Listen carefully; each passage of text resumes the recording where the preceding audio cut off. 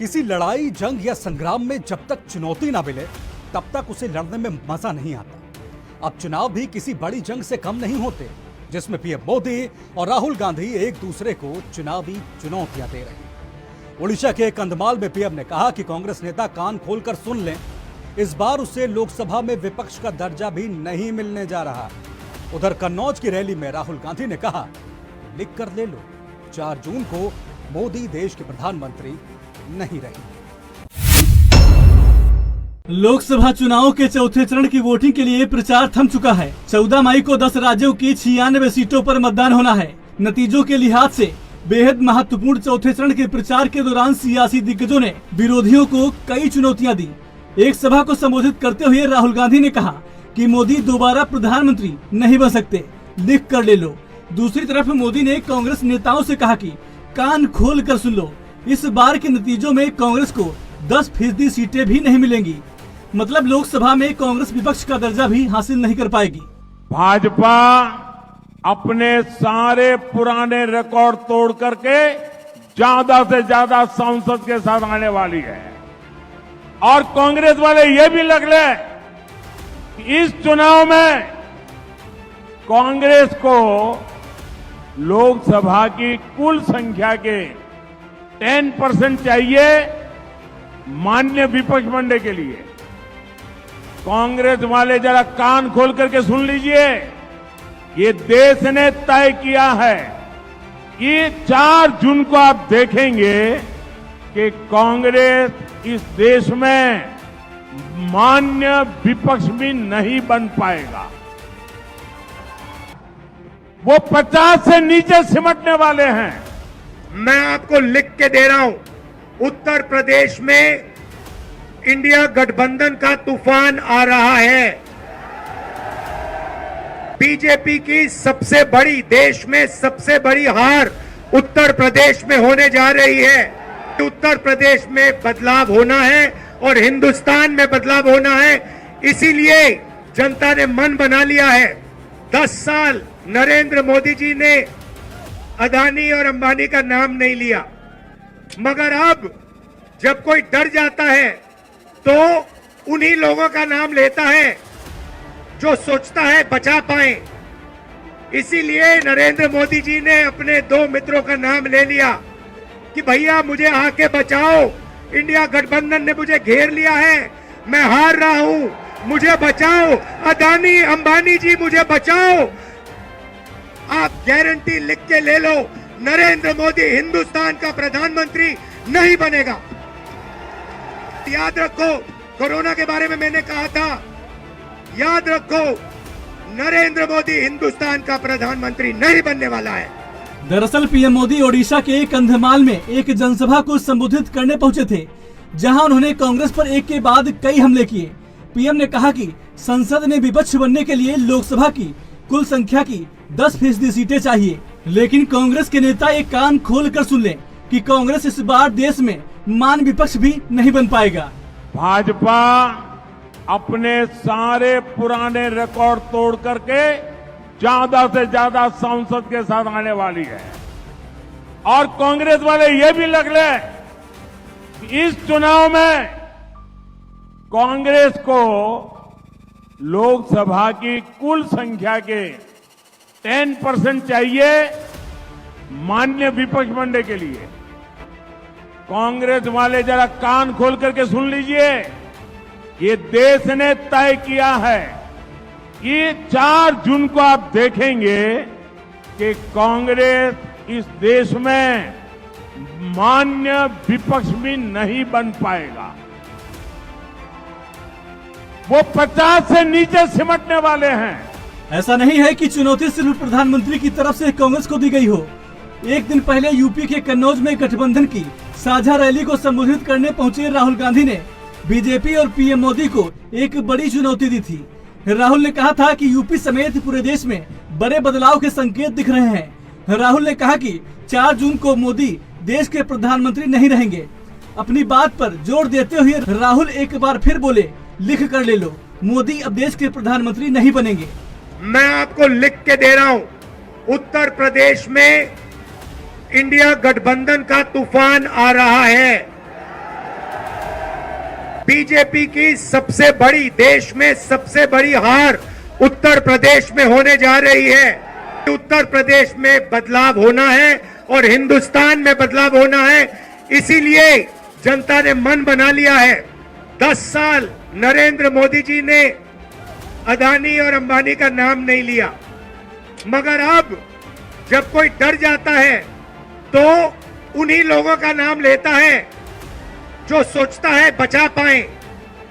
इसीलिए नरेंद्र मोदी जी ने अपने 2 मित्रों का नाम ले लिया कि भैया मुझे आके बचाओ, इंडिया गठबंधन ने मुझे घेर लिया है, मैं हार रहा हूं, मुझे बचाओ, अदानी अंबानी जी मुझे बचाओ।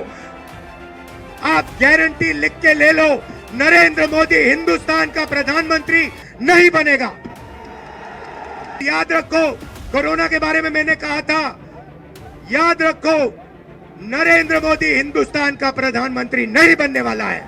पीएम मोदी के दोबारा प्रधानमंत्री न बनने की चुनौती लिखकर देने वाले राहुल गांधी ने आरोप लगाया कि पीएम डरे हुए हैं और डर की वजह से वो अपने उद्योगपति मित्रों से मदद मांग रहे हैं। दूसरी तरफ मणिशंकर अय्यर के बयान को लेकर पीएम ने कांग्रेस को घेरा। उन्होंने कहा कि कांग्रेस कहती है पाकिस्तान के पास एटम बम है, संभल कर चलो, ये मरे पड़े लोग देश के मन को मारने की कोशिश कर रहे हैं। पीएम ने कहा कि कांग्रेस का हमेशा से यही रवैया रहा है। कांग्रेस के इसी कमजोर रवैये के कारण देश ने इतने आतंकी हमले झेले हैं। कांग्रेस बार बार अपने ही देश को डराने की कोशिश करती है। तो कहते हैं संभल के चलो, पाकिस्तान के पास एटम बम है, पाकिस्तान के पास एटम बम है, पाकिस्तान के पास एटम बम है। ये मरे पड़े लोग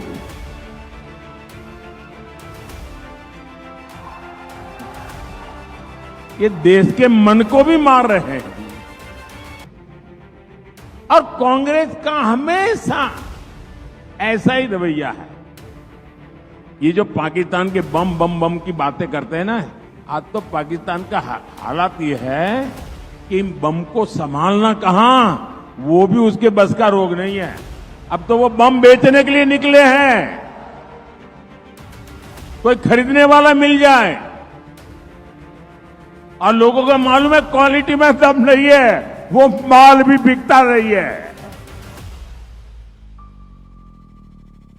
भाइयों बहनों, कांग्रेस के इसी कमजोर रवैये के कारण जम्मू कश्मीर के लोगों ने 60 साल तक आतंक भुगता है। अदानी अंबानी जी मुझे बचाओ, इसीलिए नरेंद्र मोदी जी ने नाम लिया। अच्छा, उनको यह भी मालूम है कि अदानी जी कौन से टेम्पो में और कैसे पैसा भेजते हैं। पर्सनल एक्सपीरियंस है प्रधानमंत्री जी का, टेम्पो वाला। भ्रष्टाचार, महंगाई, बेरोजगारी, परिवारवाद, संविधान, लोकतंत्र, तुष्टीकरण जैसे मुद्दों को लेकर शुरू हुए 24 करण में अब विरोधियों को बड़ी चुनौतियां दी जा रही हैं। ये 4 जून को ही स्पष्ट हो पाएगा कि किसकी चुनौती हिट होती है और किसकी पिट जाती है। Election desk, NB news. तो पीएम मोदी और राहुल गांधी की इन चुनौतियों ने चुनाव का रोमांच बढ़ा दिया है। फिलहाल एक छोटे से ब्रेक के लिए रुक रहे हैं, लेकिन 24 का रण जारी रहेगा।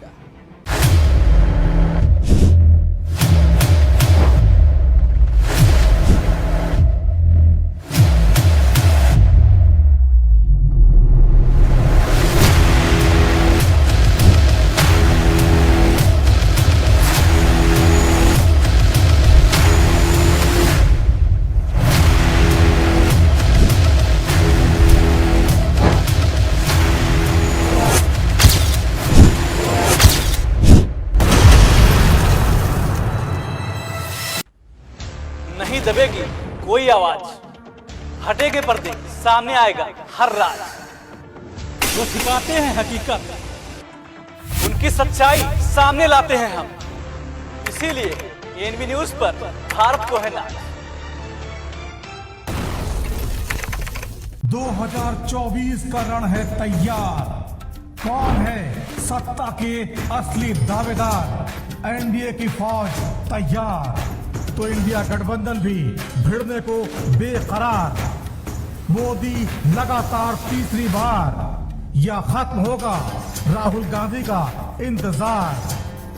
बनी रहेगी मोदी सरकार या चलेगी बदलाव की बयार? वादों की बौछार, घोषणाओं का अंबार, बयानों के तीखे वार, विपक्ष की हुंकार। जनता किसे चुनेगी इस बार?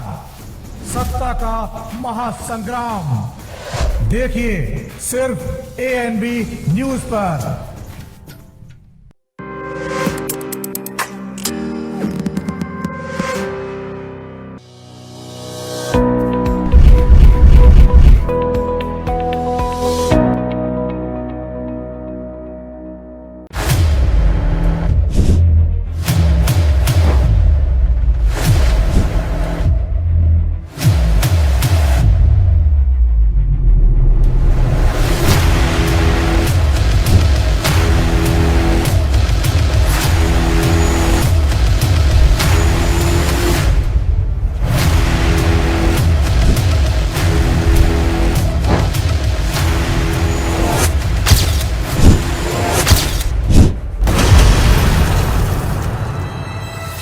मनी लॉन्ड्रिंग के मामले में अंतरिम जमानत पर बाहर आए दिल्ली के सीएम अरविंद केजरीवाल अपने पुराने फॉर्म में आ गए हैं। आज उन्होंने एक प्रेस कॉन्फ्रेंस की जिसमें कई दावे और खुलासे किए।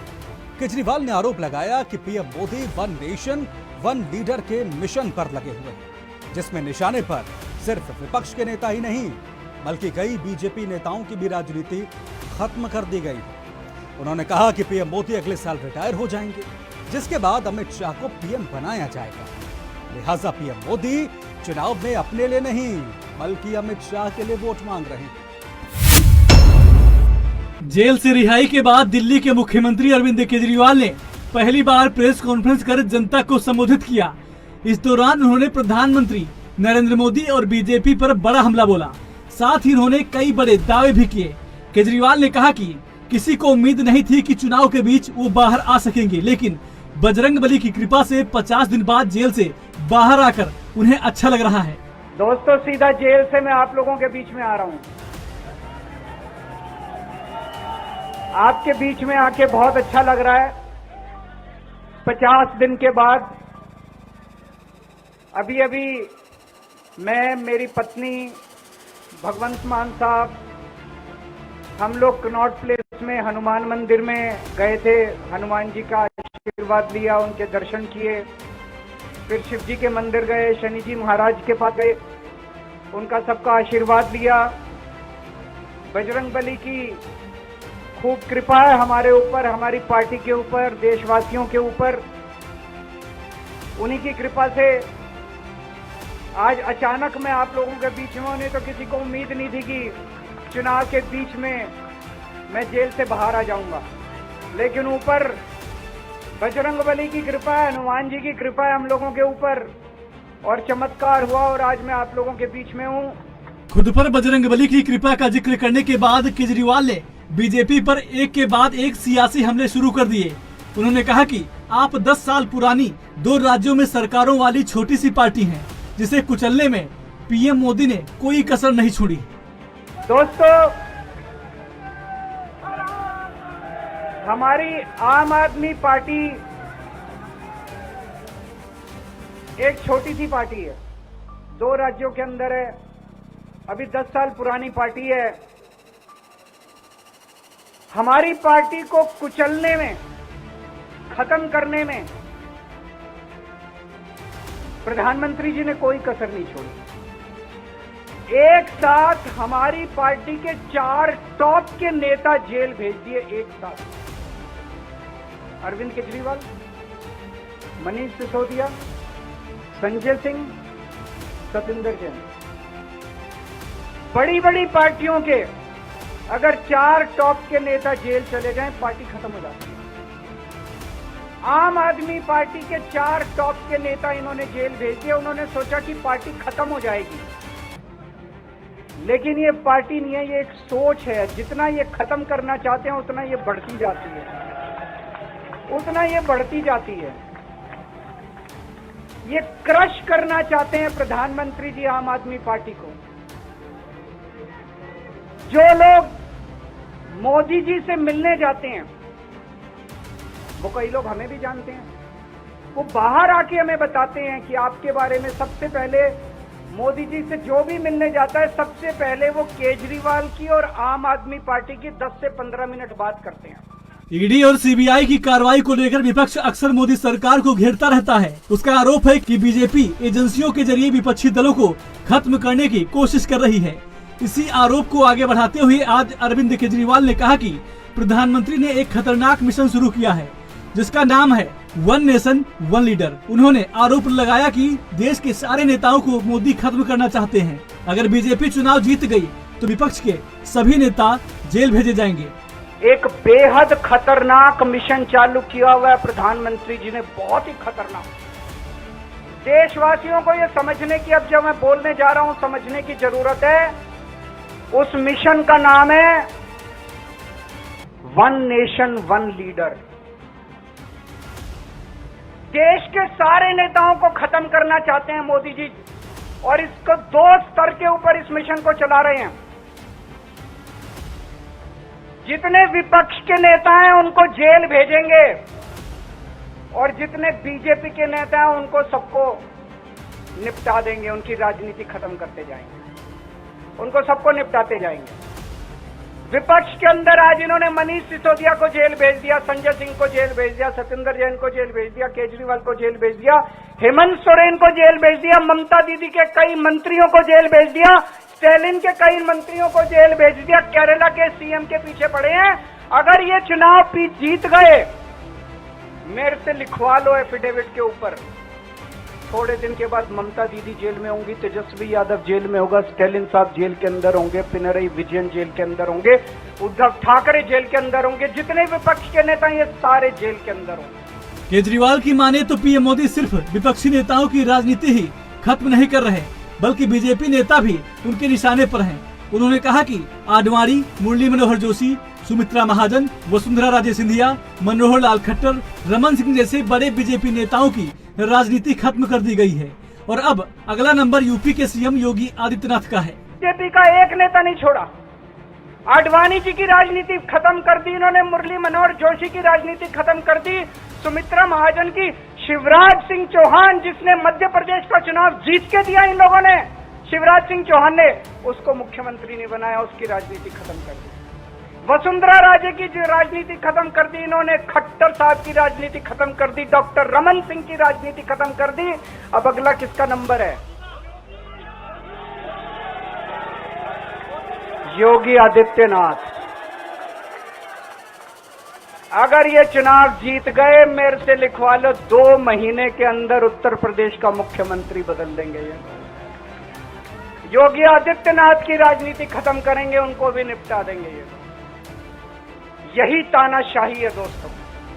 वन नेशन वन लीडर ये चाहते हैं, एक ही तानाशाह इस देश के अंदर बचेगा, एक ही तानाशाह इस देश के अंदर बचेगा। बीजेपी इंडिया गठबंधन के पीएम फेज को लेकर अक्सर सवाल करती है। पीएम मोदी समेत तमाम बीजेपी नेता मजाकिया लहजे में कहते हैं कि विपक्षी गठबंधन भानुमति का कुनबा है। अगर इनकी सरकार बनी तो हर साल प्रधानमंत्री बदला जाएगा। इन आरोपों के बीच आज सीएम केजरीवाल ने बीजेपी से खुद पूछ लिया, अगर वो चुनाव जीती तो प्रधानमंत्री कौन बनेगा। केजरीवाल ने कहा कि खुद के बनाए नियम के अनुसार 75 साल के होने पर पीएम मोदी अगले साल रिटायर हो जाएंगे, जिसके बाद अपने सबसे खास अमित शाह को प्रधानमंत्री बनाएंगे। लिहाजा वो अपने लिए नहीं बल्कि अमित शाह के लिए वोट मांग रहे हैं। मैं बीजेपी से पूछता हूं, आपका प्रधानमंत्री कौन होगा? आप लोग सोच रहे होंगे केजरीवाल क्या बात कर रहा है, मोदी जी होंगे। नहीं, मोदी जी अगले साल 17 सितंबर को 75 साल के हो रहे हैं। बीजेपी के अंदर मोदी जी ने 2014 में मोदी जी ने खुद ने रूल बनाया था कि बीजेपी के अंदर जो भी 75 साल का होगा उसको रिटायर कर दिया जाएगा। सबसे पहले आडवाणी जी को रिटायर किया गया, उसके बाद मुरली मनोहर जोशी जी को रिटायर किया गया, फिर सुमित्रा महाजन को रिटायर किया गया, फिर यशवंत सिन्हा को रिटायर किया गया। अब मोदी जी अगले साल 17 सितंबर को रिटायर होने वाले हैं। तो मैं बीजेपी से पूछना चाहता हूं, आपका प्रधानमंत्री का दावेदार कौन है? दोस्तों, अगले साल 17 सितंबर तक अगर इनकी सरकार बनी, तो उस पर भी आऊंगा मैं, अगर इनकी सरकार बनी तो पहले अगले 2 महीने में योगी जी को निपटाएंगे ये, और उसके बाद मोदी जी के सबसे खास अमित शाह को ये प्रधानमंत्री बनाएंगे। तो मैं लोगों को, देश के लोगों को आगाह करना चाहता हूं, मोदी जी अपने लिए वोट नहीं मांग रहे, मोदी जी अमित शाह को प्रधानमंत्री बनाने के लिए वोट मांग रहे हैं। मैं पूछना चाहता हूं मोदी जी से और अमित शाह जी से, ये मोदी की गारंटी पूरी कौन करेगा? क्या अमित शाह मोदी की गारंटी पूरी करेंगे? जब आप अगर जो वैसे तो मेरे को लगता है मैं भी आऊंगा उसके ऊपर, मुझे नहीं लगता इनकी सरकार बन रही है। उधर बीजेपी ने अरविंद केजरीवाल के आरोपों पर पलटवार करते हुए उनकी भाषा पर सवाल उठाए हैं। बीजेपी का कहना है कि अपने भ्रष्टाचार को छिपाने के लिए वो प्रधानमंत्री के लिए ऐसे शब्दों का इस्तेमाल कर रहे हैं। ये प्रधानमंत्री जी के ऊपर जिस प्रकार की बात अरविंद केजरीवाल बोल रहे हैं, ये अपने भ्रष्टाचार को छुपाने के लिए, जिस प्रकार छोटी सरकार बोल रहे हैं, मगर सवाल है भ्रष्टाचार तो बड़ा हुआ है। शराब के इतने बड़े मामले तो सामने आए हैं, ईडी ने प्रमाण सहित प्रस्तुत किया है, उनके मंत्रियों के खिलाफ जो आरोप पत्र जारी किए गए, आज तक जमानत नहीं हो रही है 2-2 महीने 3-3 महीने से, न्यायालय भी इनको समर्थन नहीं कर रहा है। तो भ्रष्टाचार को बचाने के लिए आप प्रधानमंत्री के ऊपर उल्टे सीधे आरोप लगाने से सही नहीं है, और मुझे लगता है कि न्यायालय के ऊपर भरोसा करना चाहिए। न्यायालय की प्रक्रिया में है, तो आगे जो भी होगा फैसला हो जाएगा। सर, अरविंद केजरीवाल ये भी कह रहे हैं कि वो प्रधानमंत्री विपक्षी नेताओं को जेल भेजने और बीजेपी नेताओं की राजनीति खत्म करने की कोशिश कर रहे हैं। जैसे हमारे मंत्री हेमंत सोरेन ममता बनर्जी की पार्टी को मंत्री जेल गए, अगर दोबारा जीतते हैं तो ममता बनर्जी, स्टैलिन, तेजस्वी यादव, उद्धव ठाकरे, अन्य नेता जेल में हैं। लाल कृष्ण आडवाणी, मुरली मनोहर जोशी, शिवराज सिंह चौहान, वसुंधरा राजे और आपका राजनीतिक करियर खत्म हो गया है। और अगर प्रधानमंत्री जीतते हैं दोबारा तो 2 महीने में उत्तर प्रदेश के सीएम भी बनेंगे। केजरीवाल को भारतीय जनता पार्टी की चिंता नहीं करना चाहिए। योगी जी या डॉक्टर रमन या शिवराज जी अपनी मेहनत से आगे बढ़े हैं, और पार्टी ने 15 साल मुख्यमंत्री बनाया, और आज विधानसभा अध्यक्ष की हैसियत से मैं अपने दायित्व का निर्वहन कर रहा हूँ। शिवराज जी लोकसभा के चुनाव में लड़ रहे हैं और आगे बड़ा दायित्व उनको दिया जाएगा। जहाँ तक सवाल योगी का, तो योगी ने जो चमत्कार किया है उससे लोग डरते हैं योगी से, और उत्तर प्रदेश में उनको बदनाम करने की कोशिश करते हैं, मगर यूपी में पूर्ण बहुमत के साथ जीतेंगे। देश में मोदी जी 400 पार का जो बात है वो धरातल पे सच्चाई है। अरविंद केजरीवाल ने जेल से आते ही दिल्ली को पूर्ण राज्य दर्जा दिए जाने की बात की है। 50,000 के मुचलके पे छूटे अरविंद केजरीवाल, जो एक फाइल पर सिग्नेचर नहीं कर सकते, दिल्ली सचिवालय में जा नहीं सकते, उनसे इस तरह की बयानबाजी की ही उम्मीद की जा सकती है। दिल्ली को ठगने का काम अरविंद केजरीवाल ने किया है, दिल्ली को लूटने का काम अरविंद केजरीवाल ने किया है। इसलिए पैरोल पर छूटे अरविंद केजरीवाल ये सोचे कि 1 तारीख के बाद क्या होना है। इसके साथ ही आप लगातार सीएम पद से इस्तीफा देने की मांग कर रहे थे, लेकिन उन्होंने बताया कि क्यों इस्तीफा नहीं दिया था। पहले 50 दिन की सरकार में इस्तीफा दे दिया था, वो दिल्ली से जो शासन है गैर तरीके से उसको खिलाफ लड़ाई लड़ रहे हैं। इस्तीफा नहीं देने का कारण सिर्फ एक है, वो जो राजमहल, उसका मोह उनसे नहीं छूटता।